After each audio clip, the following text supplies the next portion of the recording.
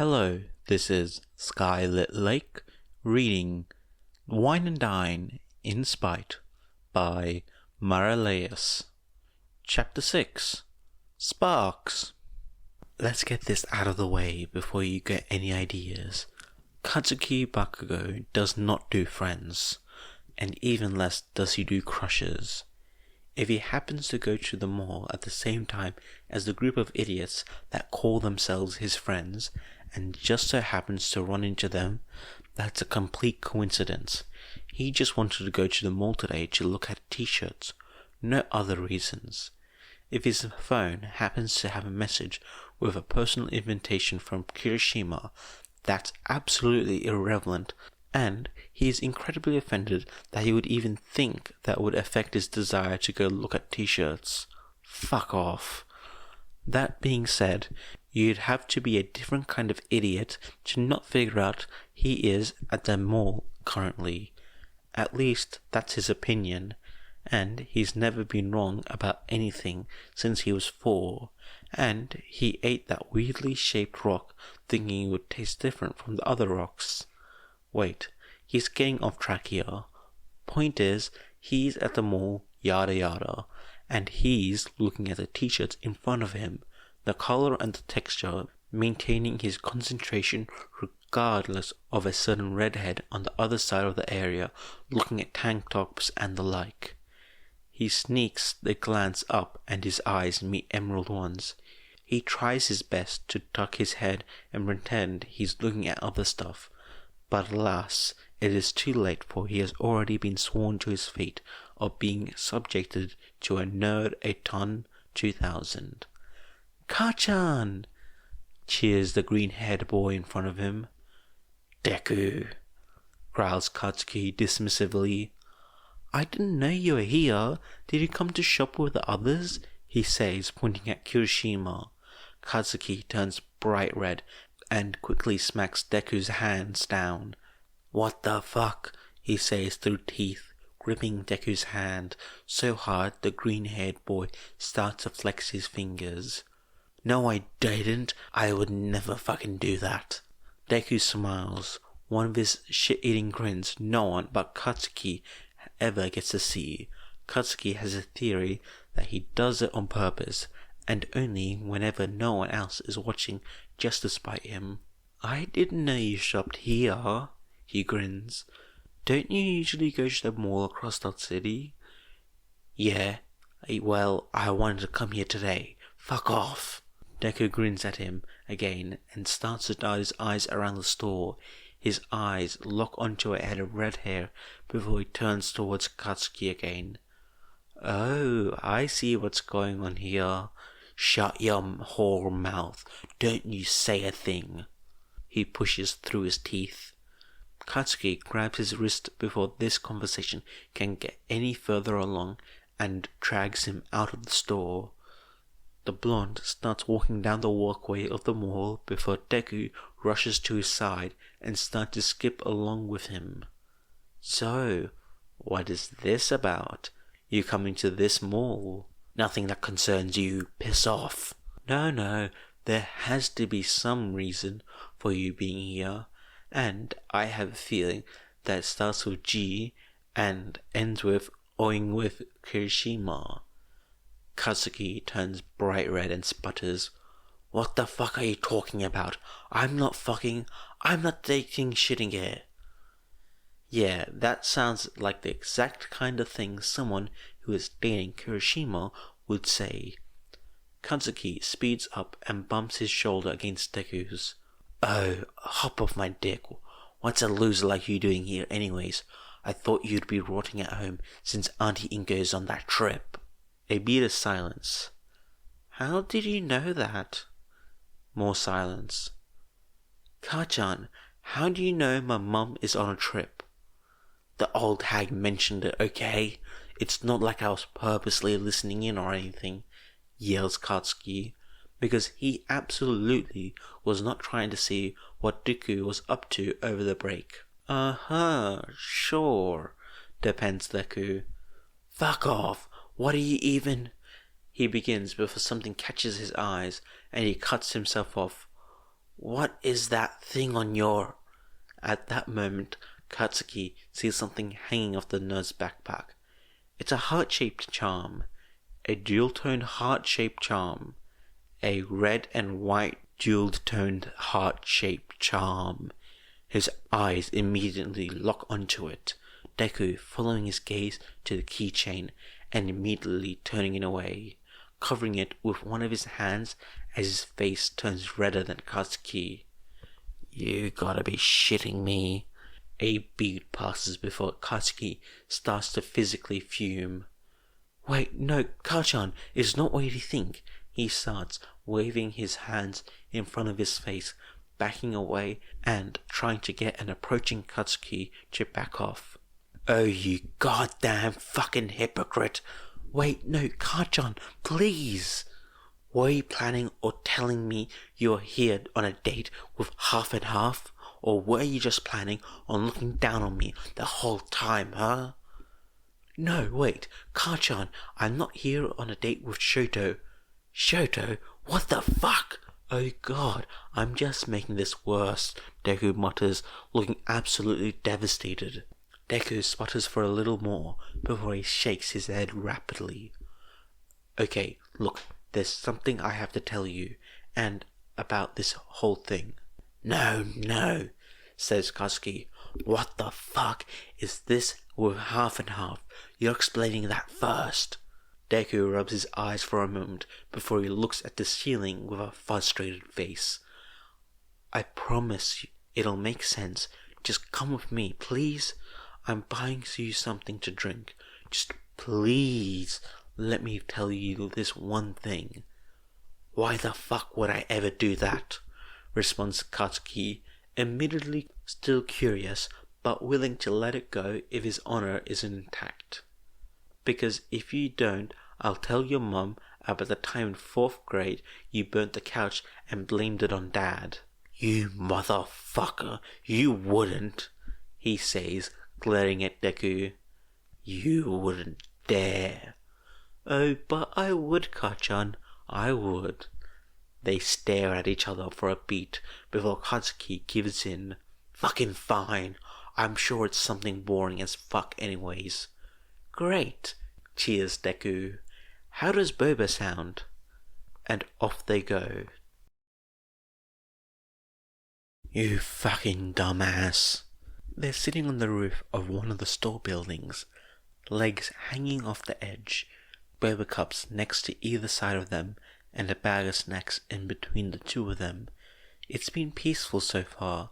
They've gotten food and had sat down, even managing to have an insultless, peaceful, friendly 2-minute conversation before Kachan had started yelling about how Izuku had brought them up here to not even tell him anything.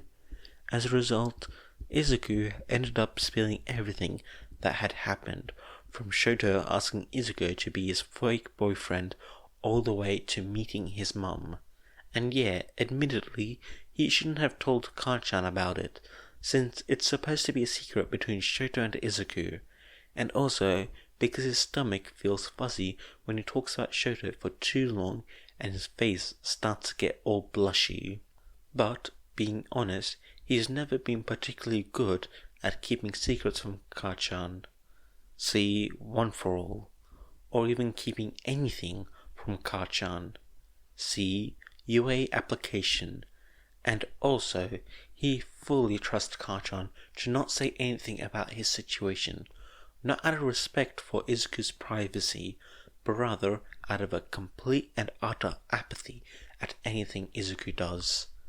Ah yes, the wonders of having a childhood friend. What? Why are you yelling at me? Responds Izuku. What did I do? Fucking hell, what part of pretending to be a boyfriend of your crush who likes you back sounds like a good idea to you? Wait, what? Both of them freeze as Katsuki turns to Izuku. Half and half, your crush who likes you back. Are you fucking stupid? What? I don't have a crush on Shouto. But does he? Oh my god, you genuinely don't know? I don't know what. because he's feeling very confused, yet can feel something start to stir in his gut. Are you telling me that you actually don't realize that you have a crush on half and half? I don't have a crush on him. We're just friends. I'm lucky he even considers me a friend. Kachan stays silent for a moment. Really? Even though you're eyeing every moment he crosses your line of sight? He's objectively attractive, nothing more. Kachan is quiet at his side as he raises his eyebrows and traces patterns on the concrete of the roof they're sitting on. The sun is starting to go down in the horizon, and the shadows of the building start to cast darkness around them. I really would have thought you had a crush on him. Well, I don't, says Izuku, because he refuses to allow himself any further thought on the matter. But his mind is already too far gone to possibly realize that this is not a rabbit hole he should be exploring. This is not something he should be genuinely considering. He's just, well, it wouldn't be anything special. Anyone would have a crush on him, you know? I don't, quips Kachan. How can you not? He's sweet and caring. He's smart. He worries about others. He's so genuinely curious and so incredibly kind. He's one of the only people I know that can actually see the best in people when it matters. He's been through a lot. He's just told me the basics, and still, every day, he gets out there and still keeps on going, and he inspires others. He's always so confident and cool and like he knows how the world works. He is so very nice to his mother, the sweet woman. Despite everything, he still looks at her the way anyone would look at their caring mother. He fully trusts her and forgives her and believes in her. He laughs like he's never laughed before, like he's trying out the sounds and testing what feels right. Like it's the first time he's heard his own voice and the first time he's felt this happy. He smiles like you would smile on a summer day or a rainy autumn afternoon. It's cozy, comfortable expression that soothes your nerves immediately. He's so strong and so reliable. He's someone you can count on when you don't know what to do, and you feel like the world is falling apart on you. Somehow, whenever he says anything for a moment, everything seems like it will be okay. He's everything to a lot of people. He's everything to me. Kachan stares at Izuku for what feels like the longest time as gears start to click inside Izuku's mind. Like a curtain is being lifted to reveal someone that's been there forever, but that he has never been able to see. Something he's tried ignoring. He stares at the sunset as the realization clicks. Oh my god, I'm in love with him, he says, terrified. Kachan is grinning at him with an vaguely evil expression and sparks in his eyes. There you go. Izuku stands up suddenly. Oh fuck, oh god, fuck, shit. This is terrible. This is absolutely fucking terrible. Oh god, he can't have a crush on Shouto Todoroki. He can't. No, this can't be. Fuck. He starts to pace around the rooftop, food and drink abandoned, next to Kachan as he tangles his hand in his hair and holds his head. Kachan turns towards him. Wait, why the fuck do you look so fucking miserable? Izuku feels like crying. He wants to start crying. Oh fuck, oh god, this can't be happening. He can't do this, no. Kachan, I can't do this. I can't have a crush on Shouto, he says. A tear starts making its way out of his eyes, rolling down his cheeks as he stands there. This is terrible. No, I can't do this. What? Asks Kachan in confusion. Why the fuck not? Izuku starts to take slow breaths. The tears stop, and he finds himself looking at the horizon. He manages to get his breathing down to where he can go back to sitting next to Kachan on the edge. He grips the concrete, fingers scratching roughly as his knuckles start to hurt a bit. He traces shapes on the grey roof as he starts talking. I can't. Have you ever seen Shouto? He's just so amazing. He's everything everyone has ever wanted. He's the son of one of the most powerful heroes out there. He looks like he jumped straight out of a fashion magazine or a TV show. He's everything, and I'm nothing. I'm just me, just Deku. That doesn't make any fucking sense. Kachan doesn't get it. He doesn't get what it means to lose someone. He doesn't get what it means to be so different from someone to where the mere idea of them talking to you is a quiet, hidden, sought-out fantasy. He doesn't get what it means to not have it all. This thing we have, me and Shouto, it's fragile. We're not meant to be together. We're not even meant to get along. I try to keep myself normal enough to where he won't hate me. He ignores it when I'm weird. I can't go around ruining something like this. Kachan is still dutifully keeping quiet, sipping his boba and staring at the sunset. This is such a me thing to do, to develop crushes on my friends. He stays quiet and Kachan looks at him. That doesn't sound like you at all, actually. Yeah, 'cause I never told you. I used to be you, you know, back when we were really little. Kachan chokes on his drink for a second. It's gone now, dead and buried, don't worry. When we were little and I didn't know what it meant, I had a huge crush on you. Kachan barks at a laugh. Is that why you're so annoying all the time? In parts, laughs Izuku, and then you stopped talking to me, and I figured it must have been something I did. They both fall silent. The air whips around them, and Izuku's hair tangles further. I guess it's partly my fault, says Kachan, that this is happening. You were not my bioawakening, Kachan. Izuku rolls his eyes. That title goes to that one male hero calendar my mum brought when we were 9. That's not what I mean, dumbass, says Kachan, but I know exactly which calendar you're talking about. They laugh. I mean the fact that you think Half and Half is gonna hate you, or that he's so much better than you. It's my fault that you think of yourself so low. But now this, if I had to pick a rival between you and Half and Half, it would be you. No questions asked. Because you are the only one who can match my abilities. So if you think Half and Half is better than you, then you're wrong. Some more silence. Izuku smiles as his eyes fill with tears. Oh, Kachan, he begins, voice breaking and emotions overwhelming him.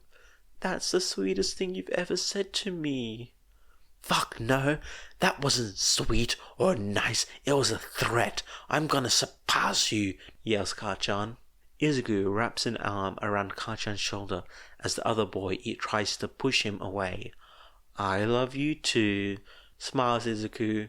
Fuck off. By the time they get back, Katsuki is holding the bag of snacks as Deku holds their drinks.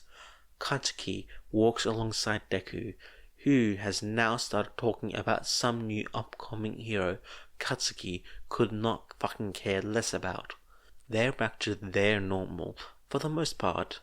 Deku has finally stopped muttering about how he's absolutely doomed for having the hots for Half and Half, and Katsuki has gone back to yelling at him for being a fucking idiot. It works out for them. They enjoy it. It's nothing new, yet still more of the same, just how Katsuki likes it. They go back to the store they had initially met at, under the guise that Katsuki was actually looking at the clothing and wanted to see more of it. Of course, his want to return to that store had nothing to do with certain people being in the surrounding area, or a certain person having been at that store when Katsuki had been in there. Deku hadn't mentioned anything of the sort anyways. The shirts at the store are not particularly good, nor are they of particular quality, but they are just the shitty type that he likes, with a cold, loose texture that didn't make his skin crawl and his mood immediately slump. They look through more of the shirts in comfortable silence before Katsuki breaks it. Just so your dumbass knows, if he fucking does anything to you, I will murder him. Deku starts to tear up again like an idiot. Ka-chan, that's so sweet. Again, that's supposed to be a threat. Doesn't matter, smiles Deku. It's still quite nice of you to do that for me, although it will hardly be necessary. You really think so? I do, says Izuku. Shouto, I don't think he's the type of person to be like that. To lead me on and hurt me. He wouldn't do that to me. I don't care if you think he wouldn't. If he does anything to you, I will kill him. He can't go around looking down on me by hindering my competition. Oh, hindering. What a smart word. You know what I mean, you major asshole. They both laugh. I'll be okay, Ka-chan. It's not like I'm gonna do anything about it anyways. What? Well, just because I like him doesn't mean he feels anything for me. It's safer this way. If I keep quiet about it. Katsuki stares at him with absolute exasperation, because how is someone so emotionally intelligent so utterly idiotic? Besides, it's not like any of this is gonna matter when he gets back. Hey guys, I hope you enjoyed this video. This is a nice chapter, much more nostalgic. Yeah, it feels nostalgic, just them sitting somewhere having a snack and chatting. It feels nostalgic. Do you guys think it feels nostalgic? If you do, please tell me. Or if it has a different vibe, I want to know which kind of vibe, since I don't really pick up on these easily. But either way, it's nice to see the dynamic that Bakugo and Izuku has. It's kind of like a love-hate. It's like they hate each other, but they understand each other so well that they can't really be separated from each other. It's a really weird trope that I don't see much of. It's like, it's not a true love-hate, but it's like not a enemies to lover thing or like that. It's a weird feeling. But I just love how Ka-chan is displayed, just absolutely the tsundere that he is, simping on Kirishima. Anyway, I hope you guys enjoyed this video, and I'll see you guys later. Bye!